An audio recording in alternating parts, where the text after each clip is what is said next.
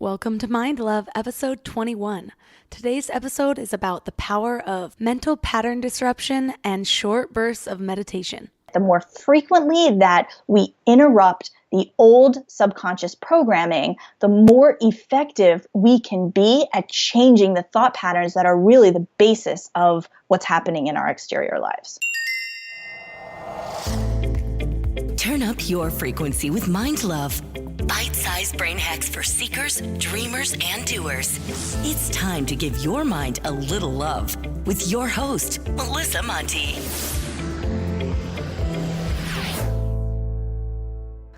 Hi friends, I have a treat for you today.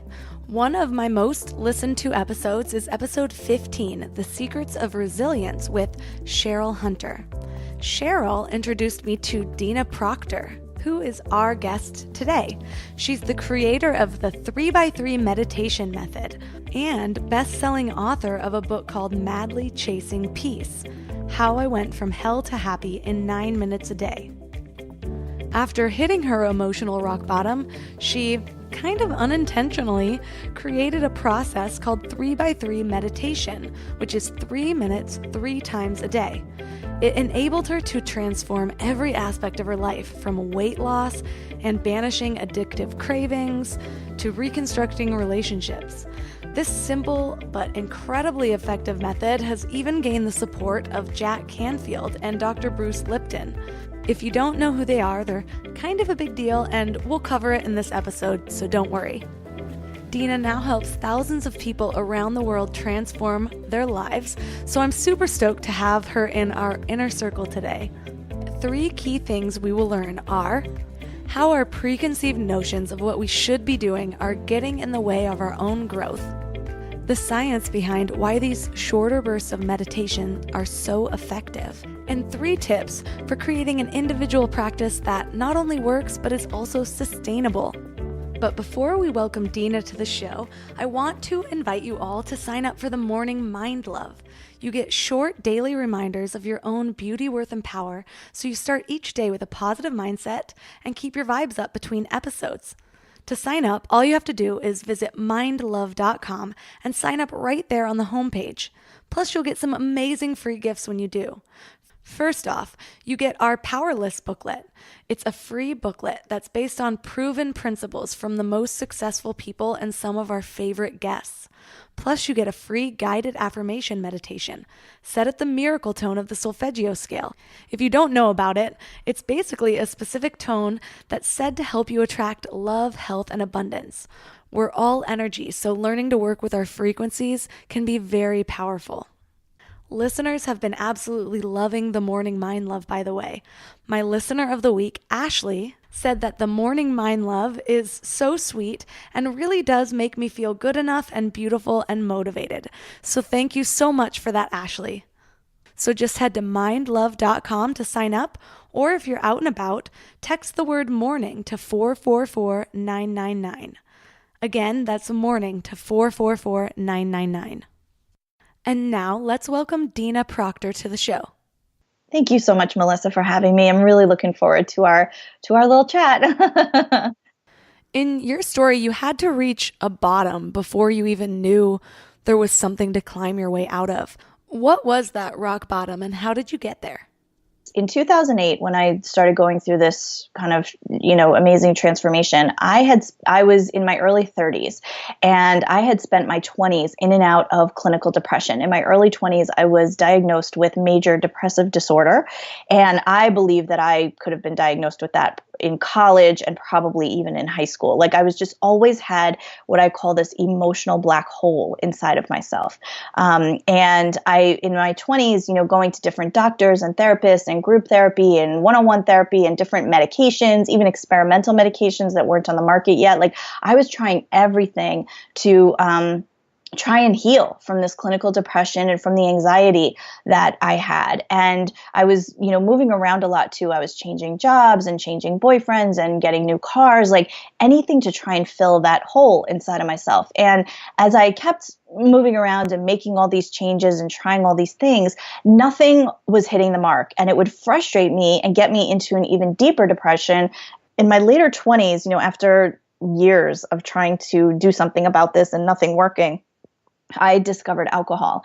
And, I had drank a little bit in the past. It's not like I'd never drank anything, but I never needed the, I guess, solution in a really messed up way, but that the solution that alcohol provided for me, that numbing quality, that total escape from reality. When I started drinking, in my later 20s, I became alcoholic within, I'm sure, just a matter of weeks or months. Like, it really caught on to me quickly and took me down that quickly. Like, I had constant alcohol in my bloodstream for 2 or 3 years straight. And during those years, after trying to fix my depression and trying everything that I could to, heal and then becoming an alcoholic, like, I couldn't believe that I couldn't fix my life. I was a straight A student. I was smart. I had made everything that I wanted to happen in my life.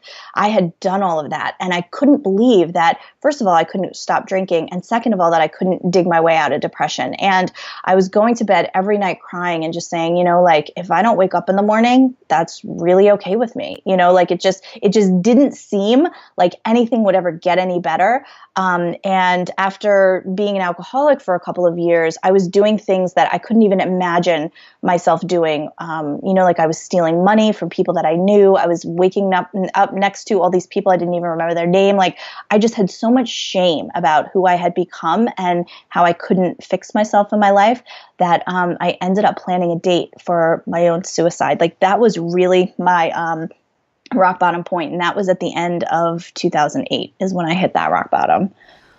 Okay, so you actually got to the point of planning your suicide. I used to volunteer as the person who answered the phone of the Suicide and Crisis Counseling Center. One of the steps to gauge the seriousness of the matter was to figure out how far along people were in planning it, or was it just thoughts that were going through their mind? To have the plan is obviously not a good sign, so what changed for you between then and now? Yeah. Well, when I chose a date to take my own life, it was a Sunday night. There was so much anguish and self-hatred. And I can't even tell you, like, the depth of despair that I was in before finally coming to that. It wasn't just out of the blue, like, oh, hey, you know what? I think I'll kind of knock myself out of here. It was just, it had been spiraling and snowballing for years to come to that point. And it was a Sunday night that I said, you know what? I'm finally going to do it this coming Saturday. 6 days later, I was going to take my own life. And the reason that I said 6 days later was because I didn't want anybody to be inconvenienced by me taking my own life. So I wanted to make sure that all my stuff was in order, my work, everything at work, I wouldn't be leaving anybody behind. You know what I mean? Like, there was some sort of responsibility that I felt that I didn't want anybody to pick up my slack by me doing this. So, but that Sunday night, I felt such amazingly deep despair. I didn't feel like I could make it until that next Saturday. So what I did was I thought, you know what? I keep drinking and I know I'm not an alcoholic or anything, but I thought, you know what? Let me go to like one of those meetings. So I was living in Santa Monica out in California, and there are recovery centers for drug and alcohol addiction everywhere. Like, it's a prominent, wonderful community out there. And I thought, you know what? Let me take myself to one of those meetings and see what real alcoholics are like. And then I could feel a little better about my own drinking. And that might make me feel better enough to make it till Saturday. And I know where we are now, in a healthy mindset and stuff, that kind of thinking is just kind of like, where did that even come from? Like, how did that even make sense at the time? But that, to me, in that moment, made sense to me, because it was like, I know that I'm going to take my own life. I know I'm going to get out of here, and I want to get stuff in order before I do that. And I cannot feel better in any other way than to try and look at people whose lives may be even messier than my own. Like, that's really where I was thinking. So I went to a couple of these addiction recovery meetings, and Melissa, I would sit in the back of the room and hear these people in the front talking. And this one guy was fully declaring himself an alcoholic, and he had never gotten it, he had never driven drunk. And I thought to myself, like, I drive drunk just to get to work in the morning, because I'm drinking 4 shots of vodka before I even leave the house. Like, how is it possible that I don't think I belong here, and this person is sharing what they're sharing? So there was something kind of opening in my mind. And there were a couple women that I would see consistently that week, just those 6 days I was, going to the center. And these women would sit down next to me. They didn't ask my name. They didn't ask me any questions, but they would just hold my hands, and the tears of just, my hair was just so messed up from all the tears that I was crying. And they would just brush my hair gently away from my face and hold my hands. And that was it. And I will tell you, the care and love that I felt from those women was so amazingly much more powerful than any of the guys that I, had woken up next to over all of those years. Like, I couldn't believe the amount of love that I was feeling. And so when I got to that Saturday date, it just felt like, you know what, maybe there's something in this room that could be here for me. I don't know what yet, but maybe there's something. And I kept telling myself, like, you know what, if there's nothing, I can always just kill myself tomorrow, because by Saturday, everything will be cleaned up in my life. If I don't do it Saturday, I can always do it Sunday, or I could do it Monday. It felt like I don't have to do it now, because I'm not sure what these women have to say, and I'm a little bit curious about what's going on in this room, but I can always just kind of keep my finger near the game over button. And that gave me solace in a weird, really unhealthy way. It was kind of like, well, if I can hit that button at any point and get out of here, then I will do this, and I can always just do it tomorrow. And so I went on for weeks, for, I don't know, 8 or 10 weeks. I can't remember at this point, but for several weeks, that was my motto, is I can always just kill myself tomorrow. I can always just kill myself tomorrow. And during those weeks, I didn't quit drinking, and nobody told me that I needed to quit drinking, because if they would have told me that, I would have been out there in a heartbeat. So I was going drunk to all of these, this center and these meetings and everything. And everybody was just very, very nice to me. And in December of 2008, right around that time, I was at that addiction recovery center, and there was a woman who stood up in front of the room and told her story of overcoming addiction. And she was so cute. She had her little haircut, and she had her, she was so comfortable sitting in a room full of like 60 people talking and telling her story. Her little, she had her legs crossed, and her little leg was swinging, just like so comfortable in herself and in her body. And I thought, like, how on earth is the woman that is telling the story that she's telling be the same person who's so happy and comfortable inside her own skin? Like, I just felt like I needed to talk to her. And that woman ended up being the game changer of my entire life. She became my coach and mentor to lead me through the addiction recovery program, but not only through that, but just my life, kind of like my coach and counselor. And it was kind of on her watch that all of my spiritual transformation took place, and the amazing, kind of experiences that I had with meditating kind of all started with her. It was that I knew was the biggest turning point for me. How long did it take until you accepted that you were an alcoholic? It was really when I started talking with her that, because I kept thinking to myself, like, I don't know if this program's for me. I don't know that I'm really going to belong here. And when I would meet with her one-on-one, I call her Grace, because that was really what she was to me. And when I would meet with Grace, she was like, she told me that in the beginning that I was so just crazy in my mind that I wasn't ready to work on even the first step of the addiction recovery program. She was like, you're not even ready for that, because you can't admit or even see that you are an alcoholic, as everybody else can so clearly see it. Like, you can't see that yet. She's like, we're not even going to start on the steps of the recovery program, because you're not even at the baby step of step 1. What you need to do is learn to meditate. And I remember looking at her like, really? I'm going to meditate? Like, I'm going to sit still and something's going to happen? I have no idea why you're telling me that I'm going to need to meditate. And I told her, I was like, shouldn't I be like writing letters and not mailing them, or burning them, or hitting on pillows with baseball bats? And she just looked at me and she was like, your way doesn't seem to be working. Why don't you try mine? And that really stopped me, because she had a point. I had done all of these things in therapy, and all of this writing, and all of this, like all of these different modalities to try and heal what I was feeling inside of myself. But I had never tried meditating. And I thought maybe, it would be cool, or, there was something interesting about meditation, but it didn't seem like it would be anything that would change my life or become the basis of the way that I live my day-to-day life.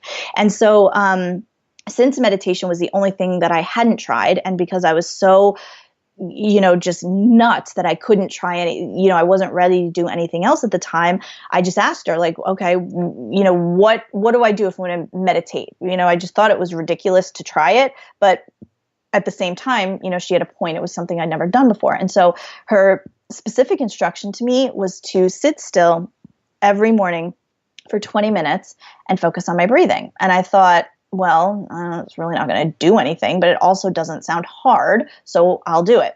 So the contingency of me working with her is that I had to agree to quit drinking. I didn't have to say that I was an alcoholic yet, but I had to quit drinking.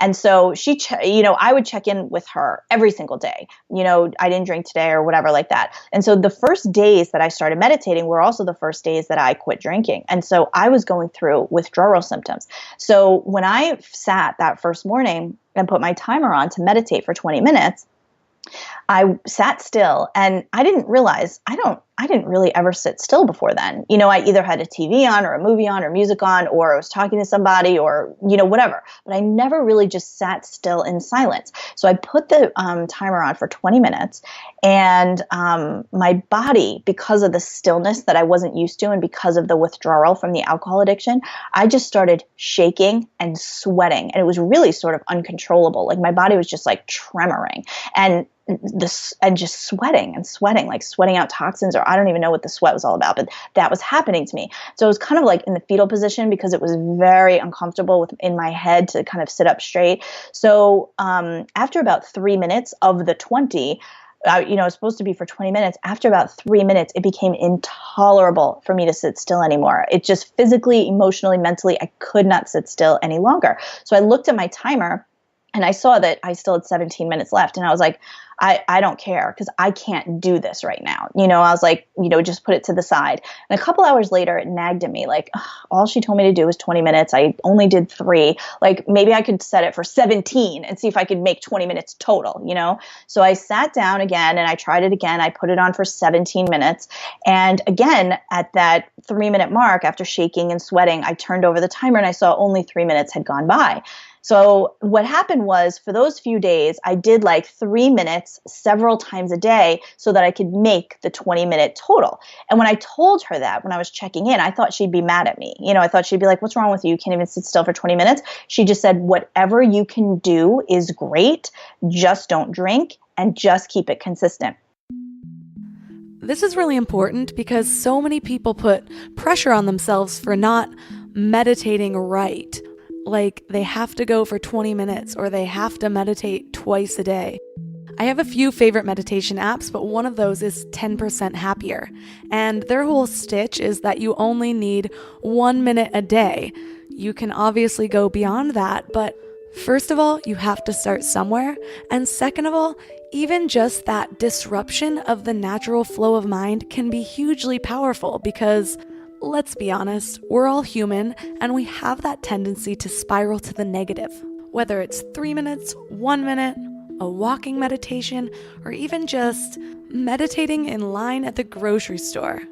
The important thing is to just bring that extra level of awareness to your thoughts, your state of mind, however feels right for you. So that's what I did. For the first few weeks, that's all I did was, for the first week, it was just shaking and sweating in the fetal position. And after the, detox kind of worked its way through my system, it was more about just trying to sit still and not go crazy for those 3 minutes. And after I would say maybe 4 weeks or so, I got to the point where I didn't really think that the meditation was doing anything, but I also didn't mind it. So 4 weeks into it, I was feeling sort of neutral towards it. And at the 8-week mark, I had an experience coming out of my meditations, what I can only call a state of higher consciousness. And I'm going to describe this experience, but I also want to say that it wasn't because I was doing the steps of the program. I wasn't eating particularly healthy. Like I had just quit drinking. So I was eating potato chips and Oreos for breakfast. Like it didn't matter. It was like whatever I could do just not to drink. So I was eating not well. I had not done any, I hadn't gone back and made amends to anybody that I'd hurt. I hadn't had any sort of deep conversations yet. All I had done was 3 minutes here, 3 minutes there, 6, 7 times a day for the past 8 weeks. And when I came out of one of my meditations, and this is early in February of 2009, I was in my apartment sitting on the edge of my couch, and I remember opening my eyes and looking around, and there were no words in my head. Like the voice that's it's always there. There was just no voice. And I never even knew it was possible not to have the voice going at all times, So as I was looking around my apartment, I saw like there was this thin layer of dust, on the bureau, and it was exquisite. It was just beautiful. It was exactly how it should be. And I couldn't believe people weren't knocking down my doors to take pictures of it because it was so beautiful. Like it was just absolutely everything was perfect. And it was like I was seeing a depth to things that I never even knew was there. And as I went about my day in this kind of state of higher consciousness, my conscious awareness was hovering above and slightly behind my body. So it's kind of like there was this big me, right? Like my source essence that was hovering above but tethered to my body, almost like my body was a little finger puppet. And it was really obvious to me at the time that the big me part of me was actually at least 95%, if not more, of my entire self. And this little me, my little body and personality and ego, that's like less than 5%. And as I was having this realization, I was kind of noticing like, I don't think anybody knows this. Like we're all running around in our little tiny bodies with our little tiny personalities. And it is just so not where it's at. It is so not everything that's real. It's not even 5% of what's real. So that was like so eye-opening to me. Hold that thought. The Mind Love podcast is supported by Castbox, the fastest growing, highest rated podcast app on iOS and Android. Castbox has over 50 million free episodes that more than 13 million users download and listen to wherever, whenever. Castbox has also pioneered a brand new way to search. All you have to do is enter a keyword or phrase, and Castbox will search all show titles and transcripts of every single episode to deliver exactly what you're looking for. So head over to your app store, download Castbox, and try it for yourself today.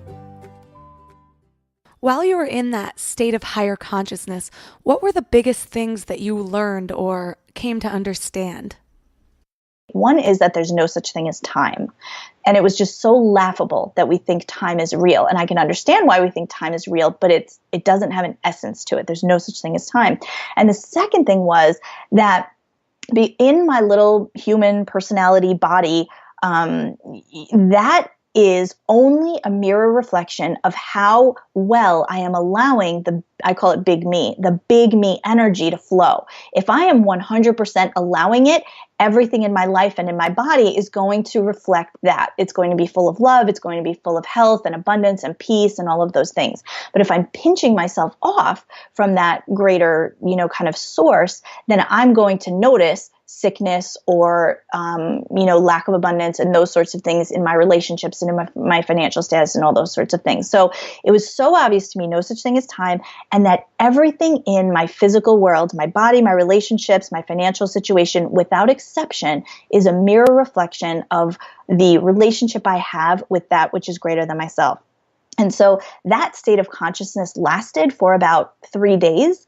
And the only reason I even came out of it is because the little voice in my head started going, I wonder how long this is going to last. I wonder how long we'll be floating above ourselves. I wonder how long. And then as soon as that voice started up, it was like, zoom, right back in my body. But that experience to me was completely unforgettable. And I like to emphasize that it wasn't because I went on a big retreat to a different country and I was going to work every day. I wasn't particularly eating healthy. There was no external circumstance that I was manipulating or trying to achieve that I sort of stumbled into this state of consciousness. It was only the stillness I was finding for 3 minutes several times a day. And so from that, I realized, and also my coach Grace realized, there's something to these little 3-minute meditations. And so eventually they sort of evened out to be 3 minutes 3 times a day. And so that's the basis of what I call 3x3 meditation. And I've spoken to, cell biologists and neuroscientists and self-help gurus and just, kind of sharing with them, I'm just doing these 3-minute breaks several times a day. And I have an understanding of why and how it is so powerful in our brains and in our, in the hardwiring rewiring of our beings to take these breaks several times a day, and how extraordinarily effective it can be to changing the constitution of our entire beings. It's so powerful. Recently, I've become super interested in these stories about people who have caught a glimpse into these states of higher consciousness. And what's reassuring to me is that they're all very similar. One such experience is in a book that I just completed and highly recommend. It's called Dying to Be Me by Anita Moorjani. Her glimpse into the truth of the universe occurred in a near-death experience.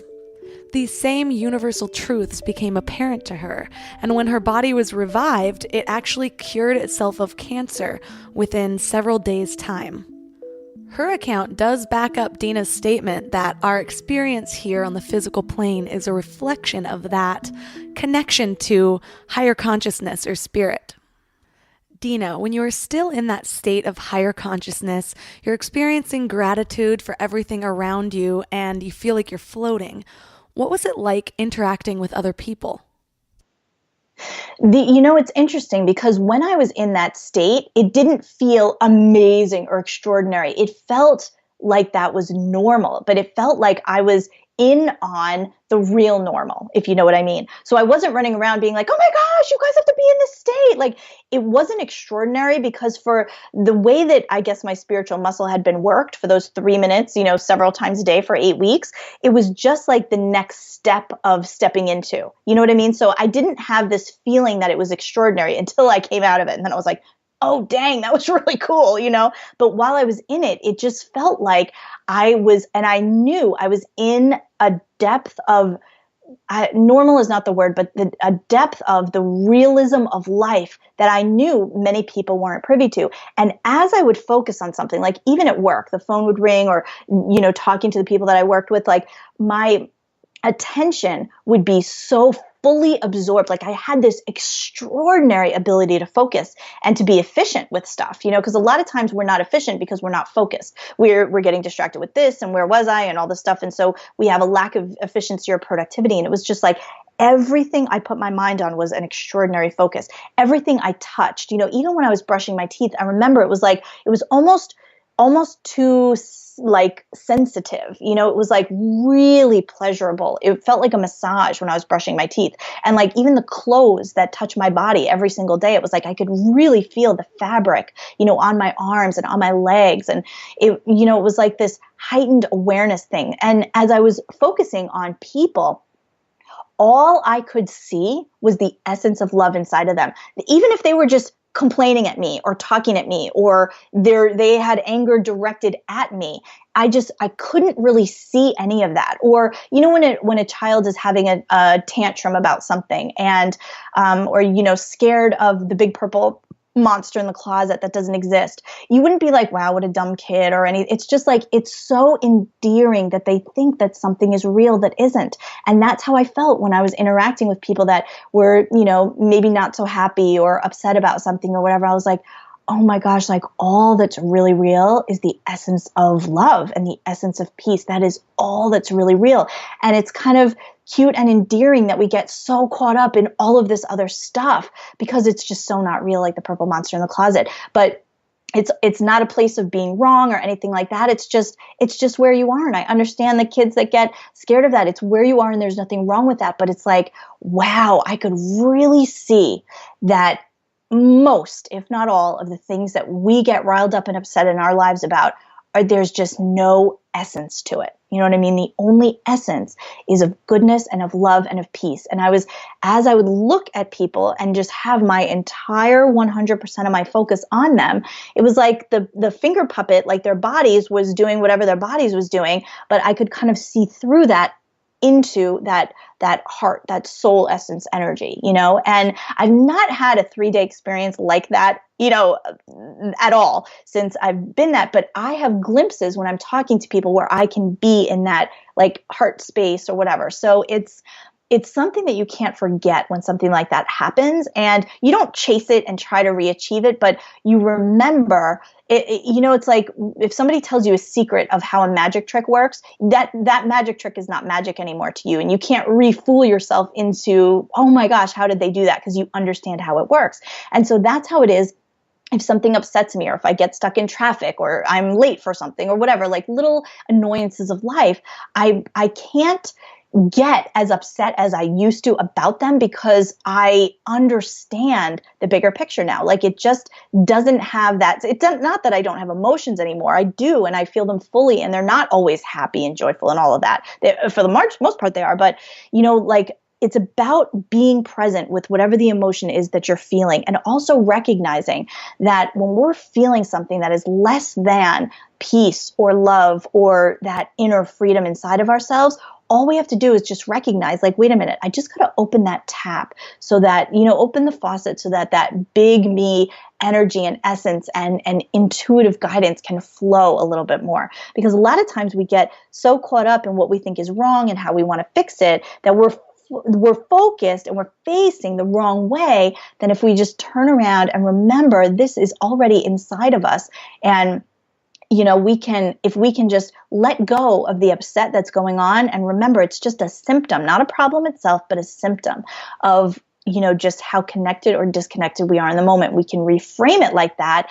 Then I'm not saying I can switch it all right away and, I'm perfect and extraordinary and amazing at all that, but I do have that knowledge that is my work. That is my work going forward, day to day, moment to moment. Okay, so you verified your method with neuroscientists. What is it that is so effective about these shorter bursts of meditation, 3 minutes, 3 times a day? Well, I love sharing about this stuff because I had the experience without knowing the reason behind it or the science behind it, right? So it's kind of like the first person to discover whatever healthy miracle food or plant, that's going to heal. It's like, oh, wow, that was kind of accidental. Didn't even know. And then you study it and you realize like why it was effective. And so when I wrote my book and I'm writing, how I went from hell to happy in 9 minutes a day, 3 by 3, it occurred to me like, wow, that kind of sounds like 4-minute abs, like it doesn't have like a realistic ring to it. It feels like, yeah, right, you can change your life in 3 minutes at a time or whatever. And I reached out to Dr. Bruce Lipton, and he wrote a book called The Biology of Belief. I haven't read his books yet, but I know he is internationally recognized as bridging the gap between science and spirit, which is something that I absolutely love. But he brought the idea that genes and DNA can be manipulated by a person's beliefs. Yeah, he's extraordinary as a human being and as a scientist, just a wealth of knowledge and also just a wonderful heart and soul. And so I reached out to him and I interviewed him, and I told him, like, the first thing we got on the phone, and I said, listen, I've had these healing experiences, like weight loss in my body, my cholesterol, healing in my relationships, all of this stuff has happened to me. And it's because of the focus that I'm doing in these 3-minute bursts, 3 times a day. And in the beginning, I was doing 6-7 times a day. Now I'm doing 3 times a day. And this is what's happening. Like, could you explain to me why this is so powerful? And he laughed, and he immediately burst out laughing. And he goes, you are actually doing one of the most effective things you could possibly do to change your brain and change your rewiring, And he said that what's really happening is that our subconscious mind is kind of like a cassette tape. So it's just like playing and playing and playing over and over and over. And it's largely the same things we were thinking yesterday and even a decade ago and maybe 25 years ago. It's just all of these tens of thousands of thoughts a day that are just rote, and they're just repeating themselves and repeating themselves. And most of the time, we don't even know that they're doing what they're doing. And so when we can several times a day introduce little cuts to that tape, so we're stopping it. It's like if water is flowing down a stream, right? And you want to change the course of where the water is going. And little by little, you dig a little bit of a ditch and a little more of a ditch the next day and a little more of a ditch.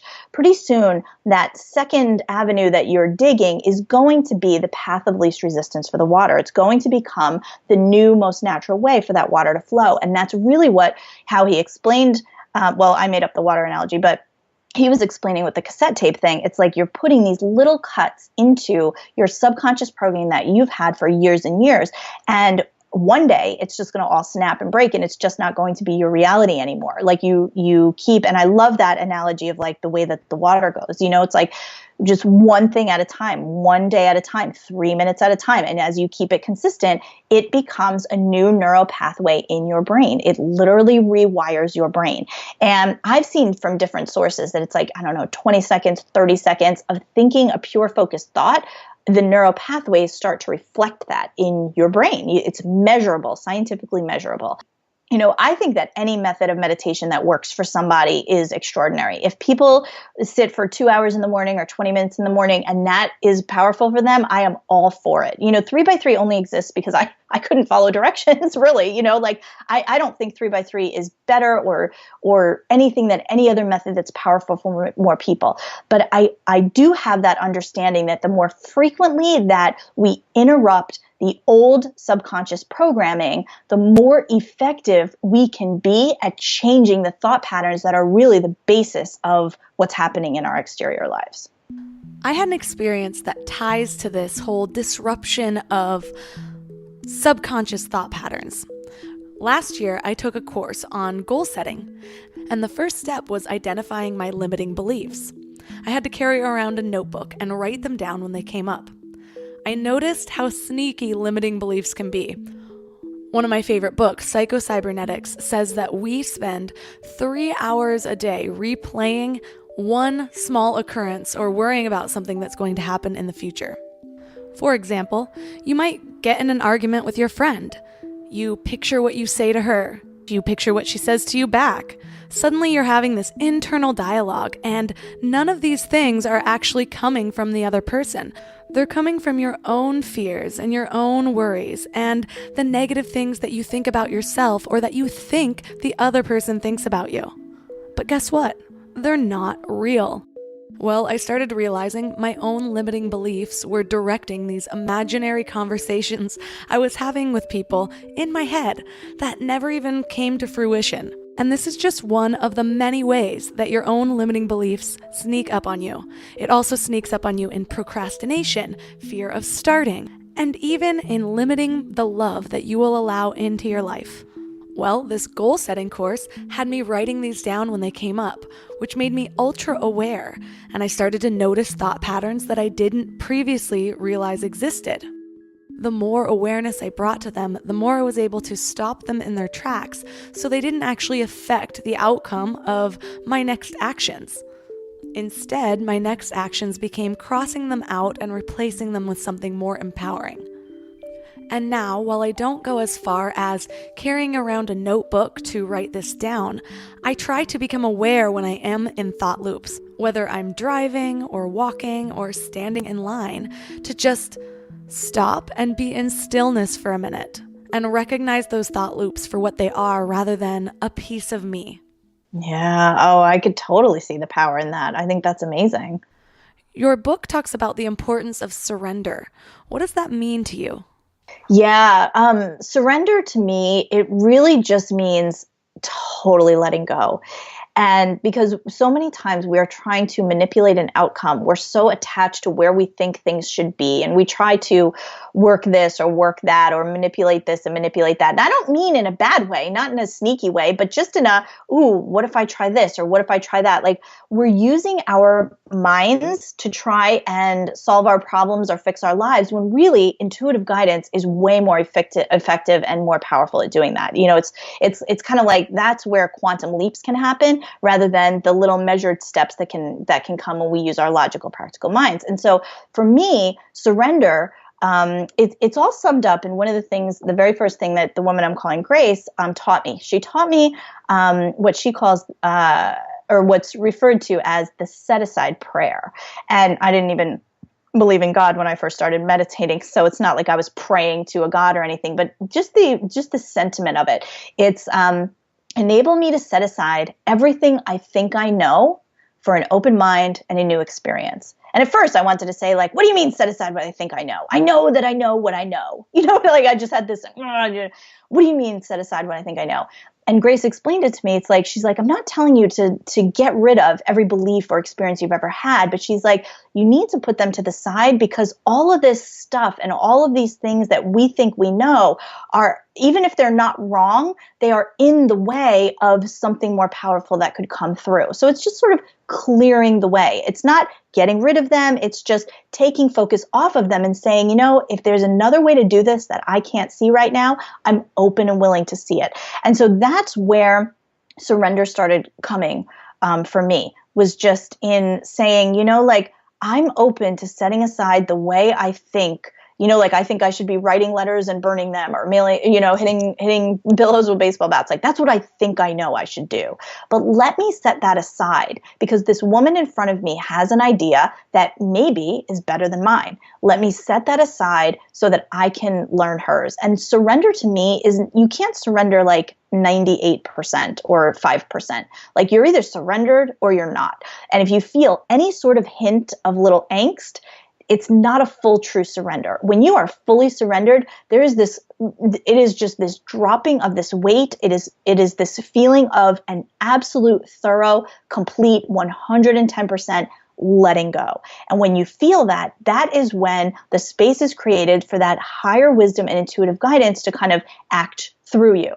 And reaching the place of surrender didn't happen for me sort of overnight or all in one fell swoop, but it was built on these little tiny bursts of meditation, of this silence and stillness inside of myself several times a day, so that I could kind of just clear a little more, clear a little more, clear a little more. And then, one day it's just gone, and you have that openness. And that's when higher guidance can come in. We just have to let go of what we think we know we're doing in order to be shown a completely different, amazingly extraordinary way. Okay, so you said when you were meditating, it was kind of like a prayer, but you didn't believe in God. In your book, you mention reinventing God. So what exactly does that mean? Well, reinventing God was, I had grown up Catholic. So I had this, and I'm not saying that all Catholics believe like I believe, but I believed that God was outside of myself, more powerful than me, and way more powerful than me, knew everything that I was doing, and had the power to help everybody in their lives. But I always felt guilty asking God for stuff, because I was like, oh my gosh, there's poor people, there's homeless people. Like, why am I going to ask for a good grade? Or why am I going to ask for something that's, sort of a first world problem, when there's people that are struggling with real problems? I always felt like God wasn't as accessible, or I shouldn't bother God too much. And what I talk about when I say reinventing God, when I had that extraordinary experience of those 3 days in higher consciousness, it occurred to me like, this is God. This is what God is. God is that higher essence, that intuitive guidance, that source of peace and love that underlies and is the basis of building absolutely everything. So to me, God now is, I analogize it to like the sunshine, right? Like if all of the people in the world decided at all the same time, we're all going to lay out in the sun and burn ourselves to a crisp, the sun would not be diminished because everybody is demanding suntan all at the same time. That wouldn't diminish the sun, and it also wouldn't diminish anybody from being able to get their share of the sun. Do you see what I'm saying? Like, we could all do that at the same time. It wouldn't diminish the sun, and none of us would get in each other's way. There is plenty of sunshine coming from the sun and plenty of room for us all to do that at the same time.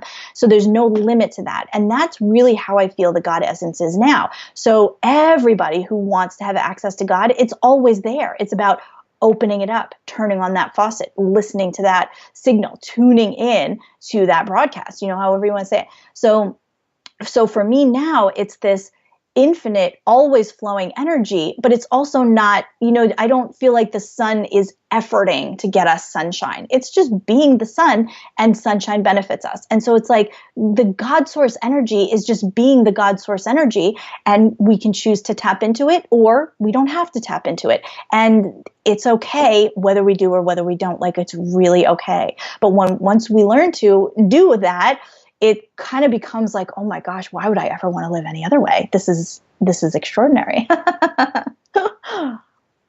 Here's something I can totally relate to.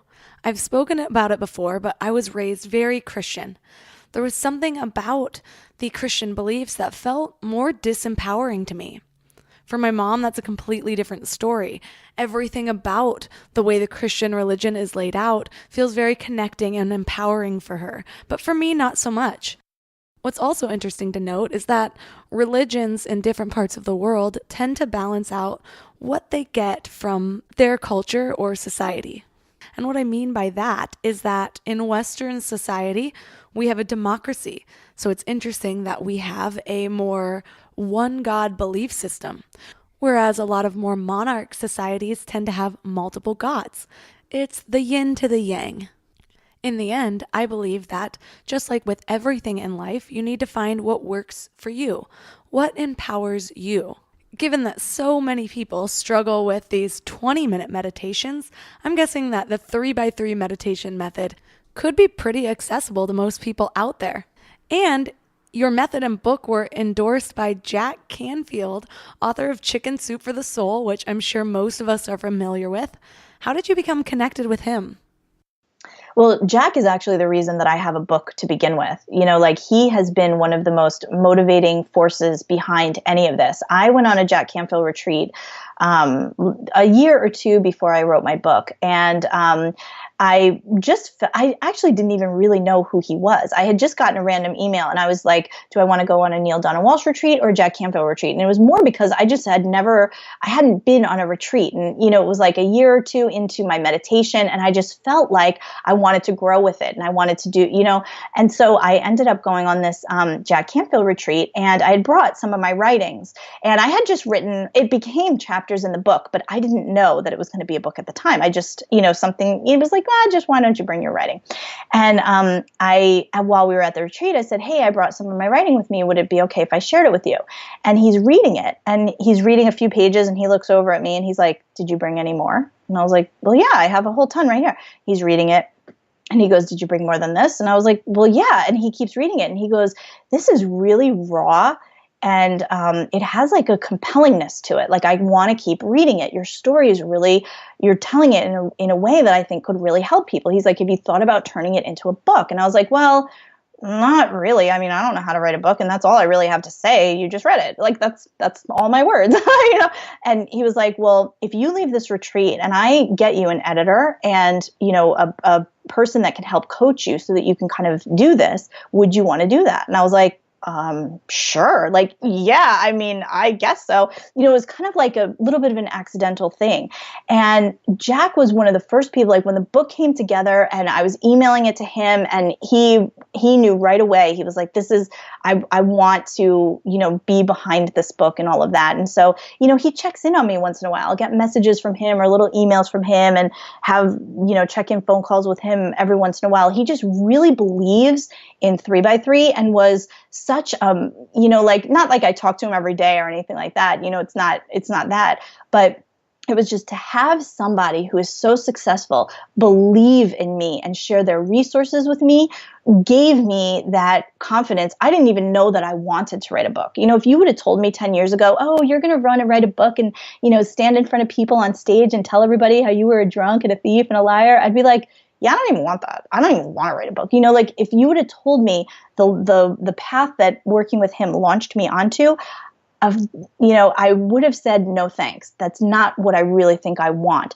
But him being able to hold that vision for me and provide me with, support system and resources in order to get it in place was really I don't know. Well, I'm not saying I wouldn't have written a book without knowing him, but it really was the force behind me doing what I do today. For listeners interested in starting their own 3x3 meditation method, what tips do you have for them? This is true for 3x3 or for anything, even if you want to get back into going to the gym or painting on a regular basis or whatever it is.